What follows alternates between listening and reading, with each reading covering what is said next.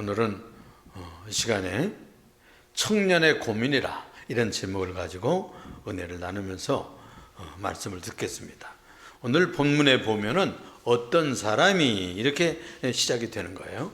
어떤 사람이. 그런데 우리가 제일 마지막 절에 볼 것 같으면 이 사람이 바로 청년이었다 하는 것을 밝혀주고 있는 것입니다.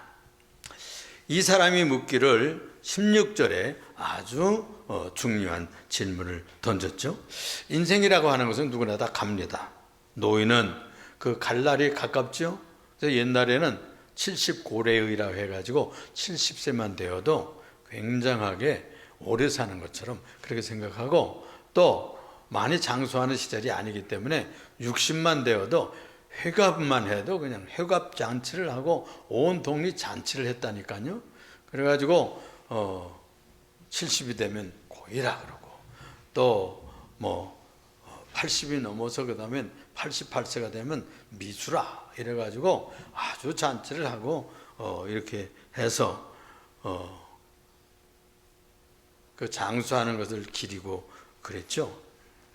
그런데 노인이 가깝다는 말은, 노인 시대가 가깝다는 말, 노인 시절이 가깝다는 말은 또 부름받을 시절이 가깝다, 그렇게 짐작할 수도 있는 겁니다.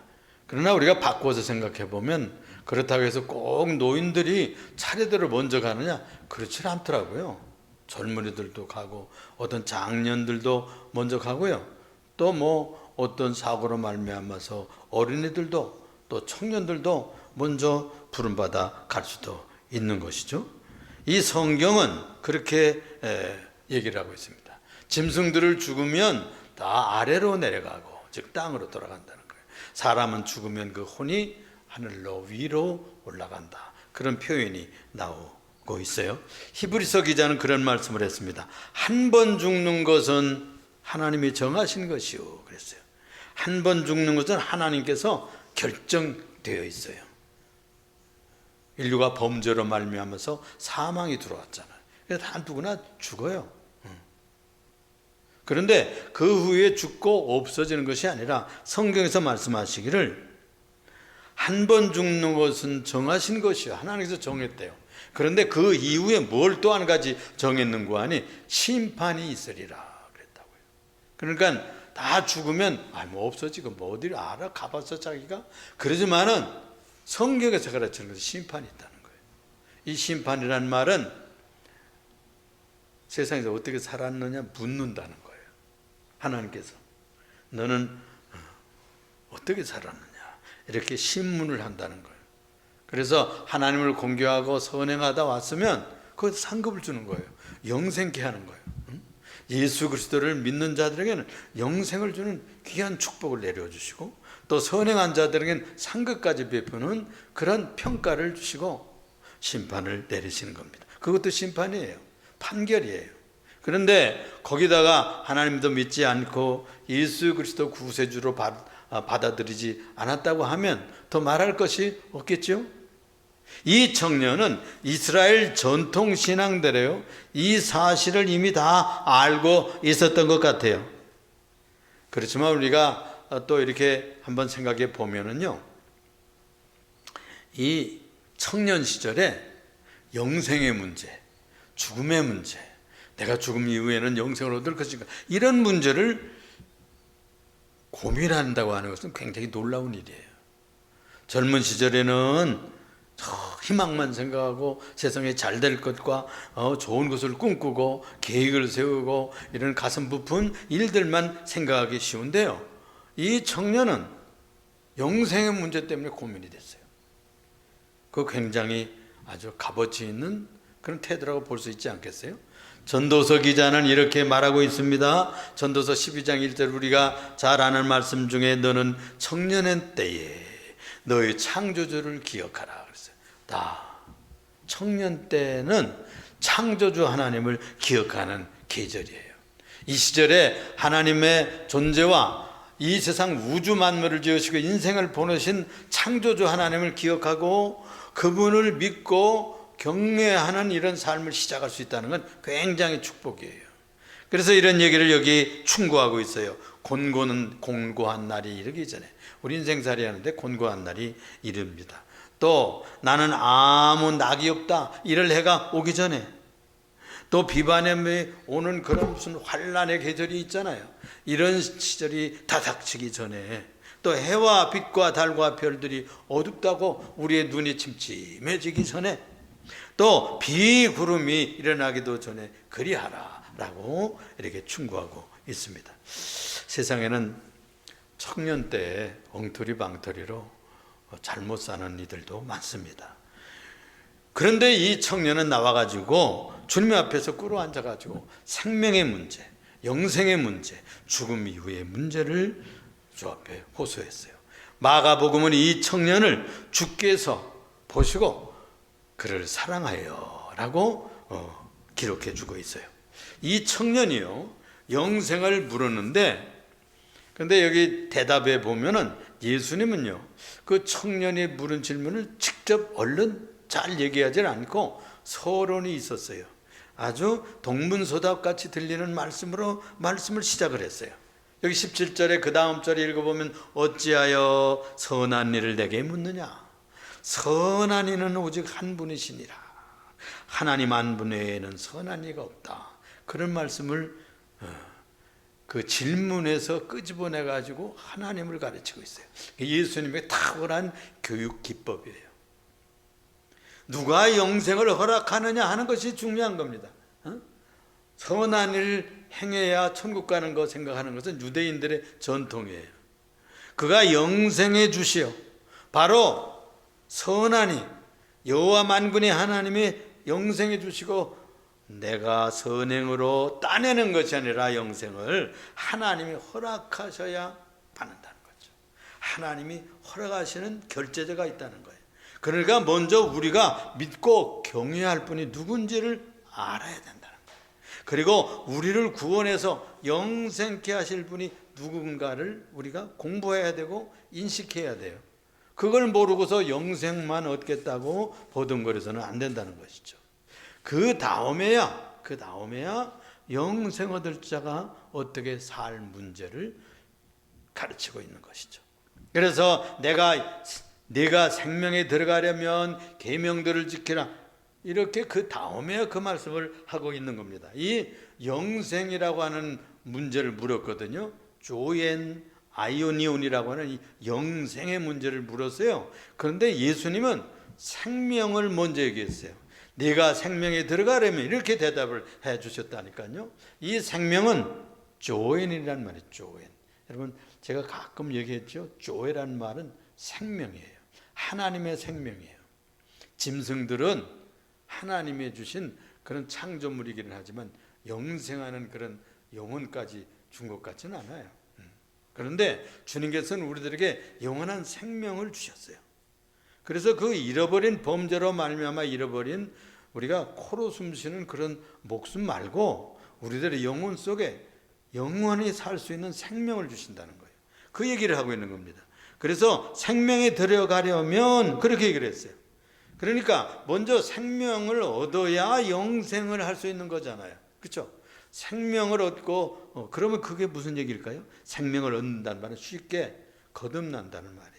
중생한 생명을 얻어야 된다는 거예요. 거듭나지 않으면 결단코 천국에 들어가지 못한다 라고 니고데모에게 말씀을 했잖아요. 그러니까 이 생명을 누리는 사람은 계명을 지키면 영생에 들어가는 삶을 사는 거예요.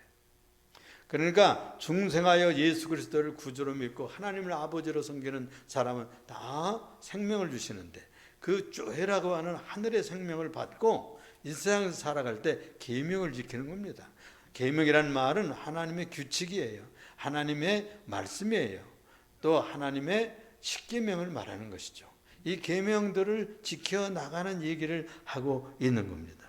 그래서 청년에게 뭘 소개하느냐? 십계명을 소개해요. 19절에 보니까 네 이웃을 네 자신과 같이 사랑하라 하신 것이니라, 이렇게 마무리되는데, 그 전에 즉 18절에서부터 19절까지 5계명에서부터 9계명까지 얘기하고 있는 거란 말이에요. 그러니까 이 계명을 통해서 무슨 얘기를 하고 있는 거예요? 이웃을 자신같이 사랑하는 삶을 실천해라, 그런 명령이에요. 그래, 먼저 선하신 여호와 하나님을 알고 그분을 믿고 경외하면 중생하고 또 새 생명을 얻은 사람은 자연히 절로 계명을 지키며 순종하며 살게 되어 있다는 것을 말합니다. 그러니까 이 얘기를 들었던 이 청년이 말하기를 이렇게 얘기합니다.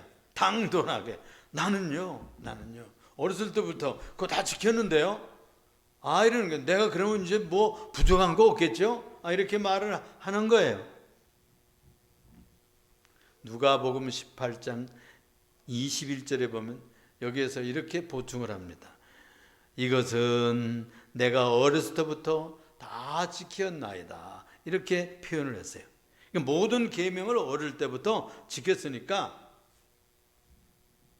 자신 있게 당돌하게 난 지켰어요. 그러면 나는 100점이죠. 이렇게 인정받고 싶은 그 청년의 어린 마음을 여기서 읽을 수가 있는 것입니다. 그런데 우리가 여러분 성도들 중에 나는 계명을 다 100% 지켰습니다, 이렇게 큰 소리 탕탕 칠 사람이 누가 있겠어요? 목사를 포함해서 우리들이 다 쉽지 않은 그런 실천 생활이지 않겠습니까? 그런데 이 사람은 유대 청년답게 그걸 한번 확인시켜 보고 싶었던 거예요. 확인해 보고 싶었던가 봐요. 그래서 당시에 예수님이 유명한 랍비였잖아요. 랍비로 불렸잖아요. 그러니까 이 최고의 인기 있고 유명한 랍비 예수님께 나아가서 한번 내가 확인해 봐야지, 그러고 나왔던 것입니다. 누가복음에 보면은요, 이 청년이요 관리였대요. 관리. 그러니까 오늘날로 말하면 공무원이라, 공무원. 그리고 대단한 사람이에요, 이 사람이. 그러니까 젊은 날에 벌써 출세한 사람이라고 볼 수가 있잖아요. 요즘에 공무원하기가 쉽지 않지 않습니까? 또 이 청년이 부모로부터 상속을 받았는지 부자였다고 돼 있어요. 재물이 많은지라 그랬거든요. 자, 청년에다가 청년은 시간의 부자예요. 인생에 부여한 그 청년 살 날이 창창한 겁니다. 또 그 다음에 공무원에다가 거기다가 또 부자요. 이제 영생만 하나 땡겨서 붙잡으면 이 사람은 진짜 부자였겠죠. 그래서 이 청년은 사실 욕심쟁이라고도 볼 수가 있어요. 이 땅 위에서도 그냥 공무원으로 살고 부자로 살고 청년으로 신나게 살고, 그 다음에 거기다가 이제 영생만 내가 얻었다고 확신만 되면 이제는 난 왔다, 이렇게 생각했던 것 같습니다. 제가요 전도하다가 아주 비난을 받은 적이 한 번 있어요. 그분이 이런 얘기를 하는 거예요. 아이고 땅에서 100년 사는 것도 힘들어 죽겠는데 뭘 영생까지 하려고 그래요. 이러는 거예요. 여러분 그렇게 생각되지 않아요? 만일 이 세상과 같이 괴롭고 고통스럽고 죽음이 있고 아프고 이러면 영생까지 할 필요가 없죠. 그렇죠? 이 세상도 족하죠. 여기서 사는 것도 힘들어 죽겠는데, 그런 얘기입니다. 하늘나라 영생이 무엇인지를 모르고 그런 얘기를 하는 것이죠. 한국 청년들에게 비하면 이 청년은 참 행복한 고민일지도 모르겠어요. 요즘 청년들은 직장 못 잡아서, 또 결혼할 집도 없어가지고, 또 자기 혼자 생활도 유지하기 힘들어가지고 쪽방에서 알바하면서 살고, 이런 청년들이 많습니다, 여러분. 그런데 이 청년은 영생까지 얻으려고 고민하고 있으니 행복한 고민이라고도 볼 수가 있는 것이겠죠.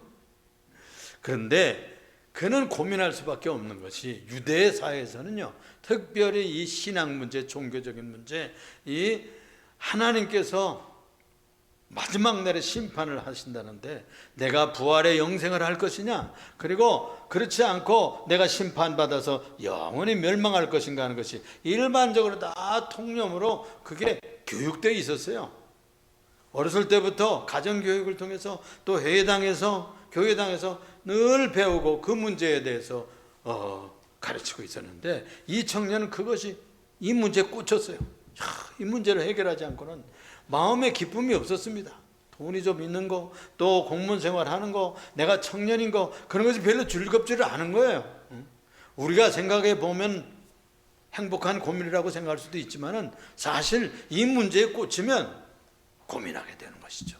사실 젊은 날에 아직 우리가 세월이 가기 전에 또 우리가 판단력과 우리의 몸의 건강이 연약해지기 전에 이런 것을 미리 청년기에 이 문제를 해결해 놓는다고 하는 것은 굉장히 지혜로운 태도예요. 이 세월이 지나가면 말씀 읽기도 힘들고요, 눈이 침침해지고요, 또 기억력도 약해지고요, 또 판단력과 분별력도 훨씬 후퇴하잖아요. 우리가 노년기에 들어가면은 아주 지혜는 많아지기도 하지만은 젊은 시절에 가지고 있던 이 여러 가지 장점들이 차츰 쇠퇴하는 것이거든요. 그러니까 이 청년기에 고민이 되었다고 하는 것은 아주 제대로 이 문제를 붙잡았다, 이렇게 볼 수도 있는 것입니다. 그런데 주님이 계명을 지키라 했을 때 자기는 어렸을 때부터 주일학교 때부터 해당 시절부터 그거 다 지켰어요. 습관적으로 지켰어요. 그래서 큰 소리를 쳤습니다. 그런데 예수님이 뭐라고 말씀하는 거예요? 네가 아직 한 가지 부족한 것이 있다는 거예요. 이 자신하는 이 청년에게 주님이 지적하는 거예요. 내가 보니까 한 가지 부족하다. 나는 어렸을 때부터 그거 다 지켰는데요. 여기에 볼 것 같으면은 네가 온전하고자 할진대, 이렇게 표현되어 있어요. 그런데 다른 데서는 한 가지가 부족하다, 이렇게 말씀하고 있어요. 이 청년은 이만하면 되겠지, 이 정도 생활하면 천국 가겠지, 이렇게 생각했던 모양이에요.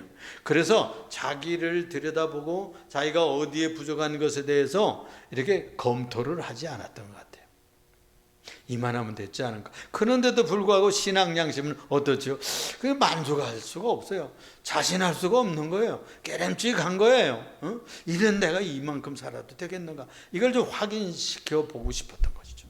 그래가지고 예수님을 찾아온 거예요. 여기 오늘 본문 말씀해 볼 것 같으면 주님께서 온전하고자 할진대, 이 온전하고자 할진대 네가 완전하고자 하면, 100점 맞고자 하면, 이런 뜻이에요. 여기 원어에는 텔레이오스라 이런 말인데 이게 무슨 뜻인가 하니 도덕적으로 율법적으로 완전하다, 그런 뜻이라기보다는 완전한 것을 향해서, 온전성을 향해서 지속적으로 성장의 발걸음을 걸어간다, 그런 뜻이에요. 그렇게 지속적으로 노력하거라, 그런 뜻이에요. 그런 명령이라고 볼 수가 있습니다. 내가 앞으로 완전을 향해서 나아가고자 원하면, 그런 뜻이 되는 것이라는 말씀이에요. 하루아침에 우리가 부활의 생명이 들어왔다고 해서 완전한 어른이 다 되는 것도 아니잖아요.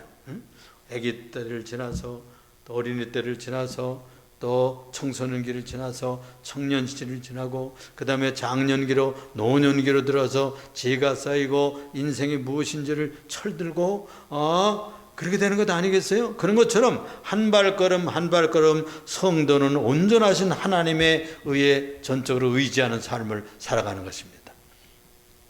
애기들이요, 저 공원에 데리고 나가면 처음에는 손 붙잡고 다녀.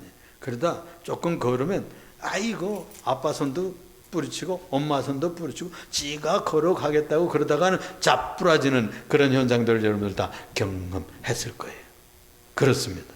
그래서 우리 성도들은 성장하기 위해서, 온전한 성도가 되기 위해서 이 청년 성도들도 매일 한 발걸음 한 발걸음 나아가는 거예요.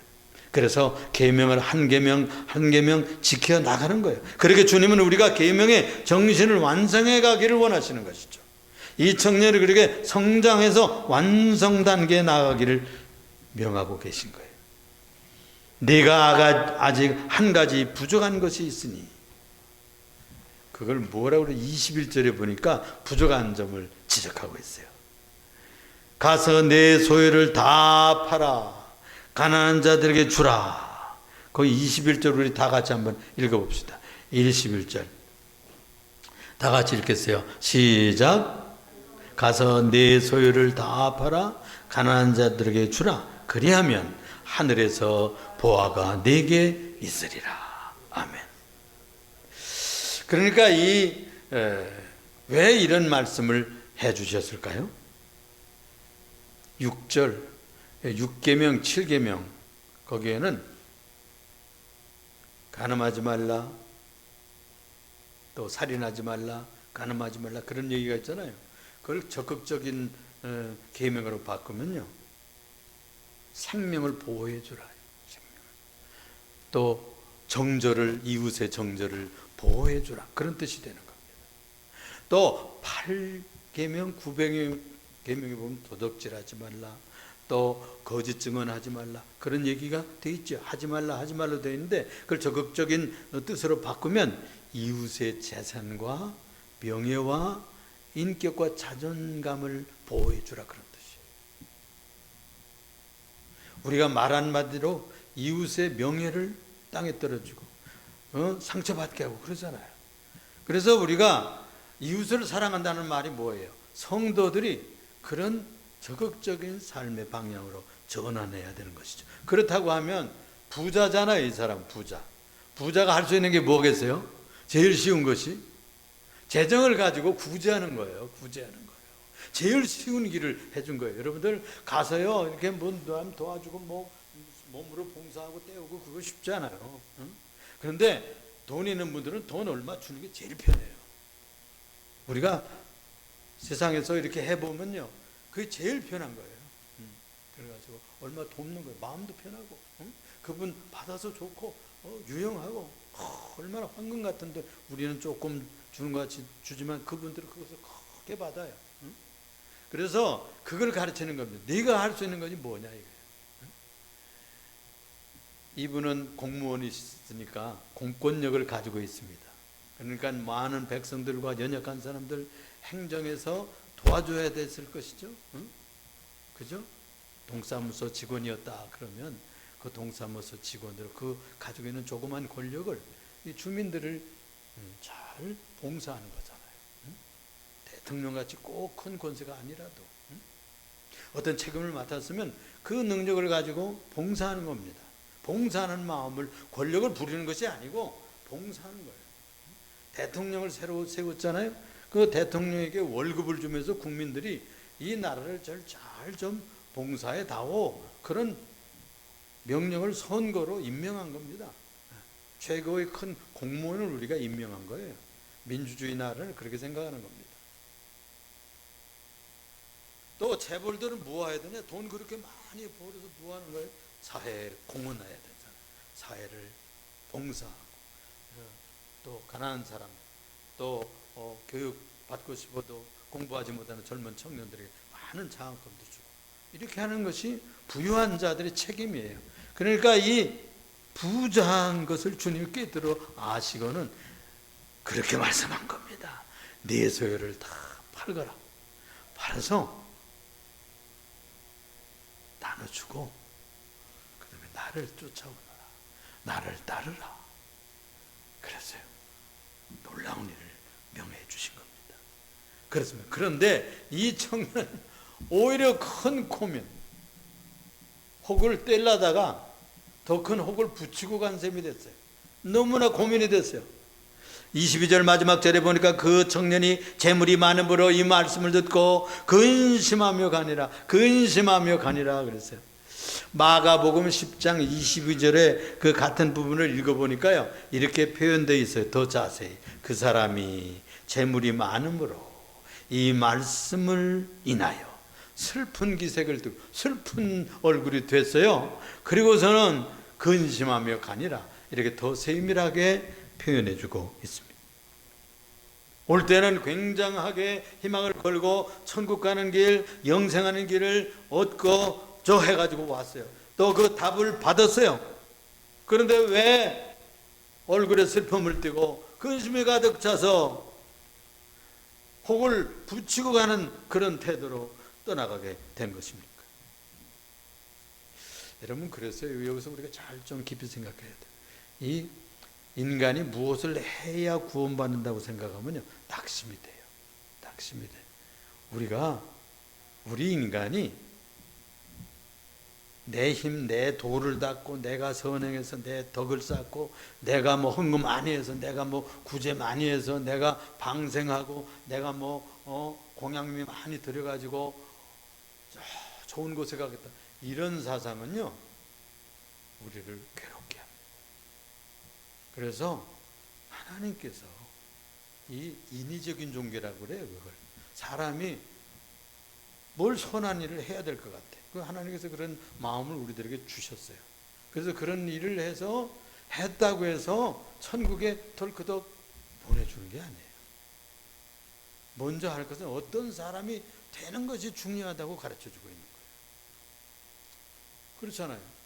여러분 기준이 선행의 기준이 뭐 얼마나 많아요. 그렇죠? 십계명을 지켜야 된다고 그러고 불교에서는 뭐 방생해야 된다고 그러고 공양 그다음에 108 해야 된다고 그러고 뭐 별소리 다 하잖아요. 그걸 다 채우고 무슨 뭐 또 가면 더 단계 높은 거 얘기하고 또 단계 높은 거 얘기하고 그거 한이 없는 거예요. 인간의 노력으로 그 엄청난 재산을 다 팔으라고 그러니까 너무나 낙심이 됐던 거예요. 그 조금 가서 생각을 하고 묵상을 했더라면 좋았을 것인데 뭘 해야 영생 얻을 줄 같은 이것을 to do라고 그래요. 무엇을 한다 영어로 to do 행하여야 구원받는다고 하는 그걸 강조하는 거예요. 그래서 행위 종교라고 그래요. 행위 종교. 행위로 구원받는다. 그 잘못된 해석을 하면은 신도 될 수 있다고 그래요. 자기가 선을 행하고 도를 닦고 노자의 도교에서는 신선이 된다고 그러잖아요. 그런 일까지 하고 있어요. 인간의 노력으로 거기까지 간다고 하는 것은 어렵다는 것을 얘기하고 있는 거예요. 그럼 무엇이냐? 중요한 것은 그 선행할 사람이 되는 것이 중요해요. 왜 이렇게 고민하고 갖는 거 아니? 그런 사람이 못 돼가지고 그래. 응? 물질이 아깝지를 않아. 응? 불쌍한 사람을 보면. 예수 진짜를 믿으면요. 하나님을 아버지로 섬기게 되면 그때부터는 자기가 가진 것이 아깝지를 않아요. 그리고 무엇을 어떤 사람을 보아도 불쌍히 여기는 마음이 생긴다니까 자연히. 그게 하나님의 자녀의 마음이에요. 이게 아직 고민이 돼가지고 돌아가는 그 단계는 아직 예수를 구주로 믿지 않았어요. 이 사람은 종교를 사는 겁니다. 그러니까 유태교인으로서 하나님도 있다고 그러는데 이제 가면은 지옥에 떨어질 것 같고 내가 선행을 더 뭐 해야 될 것 같은데 그러니까 이 문제 이웃사랑하기를 내 몸과 같이 하라고 하는 이 정신을 실천하려고 그러니까 너무나 힘들었던 거예요. 그렇습니다 여러분. 그러니까 어떤 사람이 되느냐가 문제예요. 문제. 그래서 그걸 to be라고 그래요. 우리가 영어의 공부에 보면은 비동사라고 그러잖아요. 비동사. 이 비동사는 있느냐 없느냐 하는 존재한다. 방에 계세요? 안 계세요? 마실 가면 이렇게 문 두드리고 묻잖아요. 그걸 얘기할 때 있다 없다 할 때 단어예요. to be 또는 또 한 가지는 뭐뭐입니다. 아닙니다. 이럴 때 쓰는 단어잖아요. 그래서 그걸 어떤 존재가 되느냐 어떤 사람이 되는 나는 누구누구입니다. 나는 하나님의 자녀입니다. 나는 하나님의 아들입니다. 나는 하나님의 백성입니다. 이런 믿음이 생겨야 돼요. 그게 먼저예요. 그래야 그 사람이 무슨 행동을 하지. 어떤 사람이 됐느냐가 먼저예요. 그래서 네가 좋은 문제를 가지고 왔지만 중요한 것은 네가 왜 나에게 선한 일을 묻느냐. 선한 이는 하나님 아버지뿐이다. 먼저 중요한 것은 그 하나님 아버지가 누구인 줄 알고 그리고 네가 그걸 나한테 물으러 왔다는 것은 굉장히 중요한 질문을 나에게 와서 하는구나. 예수님이 누구십니까? 구세주 예수지잖아요. 그렇습니다. 그래서 어떤 존재가 되느냐 그게 중요한 거예요. 니고데모가 하루는 예수님을 찾아왔잖아요. 선생님 하고서 썰을 풀고 얘기를 시작했어요. 그랬을 때 예수님이 대답하기를 사람은 거듭나야 돼. 너처럼 유대 랍비로서 이렇게 또 유대 국회의원으로서 굉장히 존경받고 도덕적으로 흠이 없는 것처럼 세련되어 있다고 그래서 꼭 하나님의 나라에 들어가는 게 아니란다. 먼저 중요한 것은 사람이 돼야 돼. 그 사람은 거듭난 사람이 돼야 되는 거야.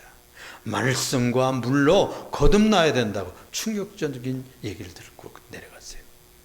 바로 그래서 주님께서 그것을 가르치고 있는 거예요. 선행을 하고 마음에 원하지도 않는 딴 사람이 하니까 체면상 하는 거, 그런 건 진짜 선행이 아니에요. 또 지나가다가 마음이 가책이 돼요. 아유, 거지에서는 몇 푼이라도 주고 가야지. 그래가지고 하는 건 동정이에요. 그건 내 마음 편하기 위해서도 그 사람 주기 위해서 주는 게 아니에요. 그래서 저절로 그런 마음이 나와야 돼요. 그런 것은 바로 하나님의 자녀가 되었을 때 그런 마음이 나온다니까요. 그래서 아깝지를 않고 아깝지만 잘라서 주고, 또 시간도 잘라주고 봉사하고 이런 사람이 되는 것이 우선이다 하는 겁니다. 그래서 하나님의 사람이 되고 하나님의 자녀가 되면 먼저 눈이 열려요. 불쌍한 사람들도 보이고 도와야 될 사람들도 보이고 또 격려해야 될 사람들도 보이고, 그런 눈이 열려요. 마음이 열려요. 그래서 그게 어렵지 않아요. 그래서 너희가 내 안에 있고 내가 너희 안에 있으면 이 사람은 무엇이든지 원하는 대로 구하라. 그리하면 다 이루리라. 그런 얘기를 해 주셨잖아요. 또 너희는 나에게 붙어있는 가지다. 그런 말씀도 해줬어요. 그리고 영생의 핵심은 뭐냐 하면은 이렇게 말씀하고 있어요. 그리고 와서 나를 따르라. 나는 길이요 진리요 생명이니 나로 말미암지 않고는 아버지께로 올 자가 없단다 라고 말씀하고 있잖아요. 그렇습니다. 왜 예수님이 자기를 따르라고 했어요? 너 정말 진짜 구원받고 싶어? 너 진짜 온전하고 싶어? 너 정말 천국 가고 싶어? 하나님 나라의 일꾼이 되고 싶어?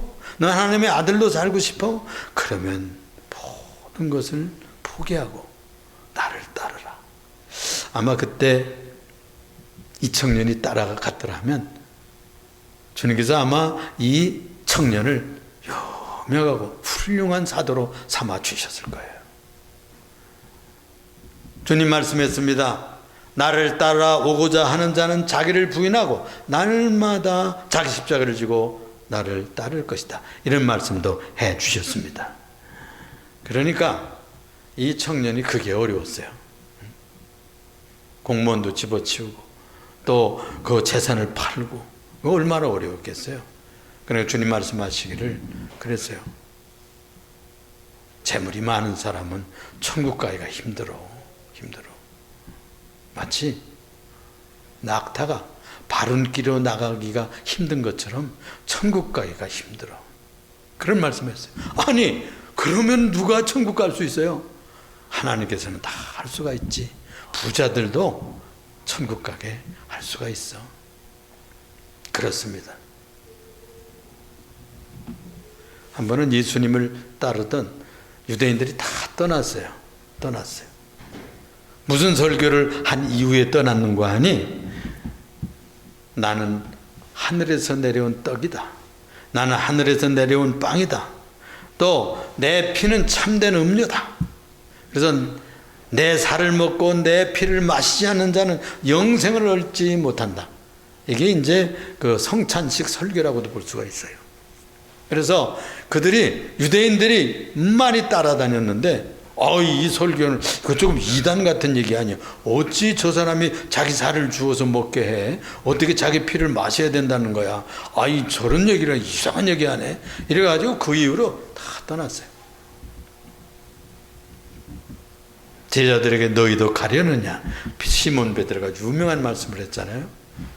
영생의 말씀이 주께 있사오매 우리가 네게로 가오리까? 라고 했지 않습니까? 그러니까 영생하는 말씀이 예수님께로부터 나오거든요. 그러니까 예수님을 따를 수밖에 없어요. 예수님의 말씀을 들어야 사는 거예요. 예수님의 말씀을 순종할 때 영생의 길로 들어선 거예요. 할렐루야. 모쪼록 이 청년주의를 맞이해서 청년은 머뭇머뭇하고 근심 중에 돌아갔습니다. 또 이 성경을 암만 여기저기 읽어보아도 청년이 돌아왔다는 얘기가 없어요. 그 슬픈 얘기예요. 그래서 꼭 재물만이 아니라 명예를 굉장히 재산으로 생각하는 사람도 있어요. 권력을 많이 재산으로 생각하는 사람들, 또 의상을 좋아하는 사람도 온 많은 걸 재산으로 생각하는 사람들 있어요. 이런 것들은 다 뒤로 해야 됩니다. 우리 주님을 따라가서 영성에 들어서는 청년 같은 성도들이 되시기를 축원합니다. 기도하겠습니다. 사랑이 많으시고 은혜가 풍성하신 주 하나님 감사합니다. 오늘도 거룩한 주일 복된 날 청년주일로 지켰습니다. 청년들이 다 나오지는 못했지만 축복하여 주시고 장년들도 청년 같은 마음을 회복하게 하시고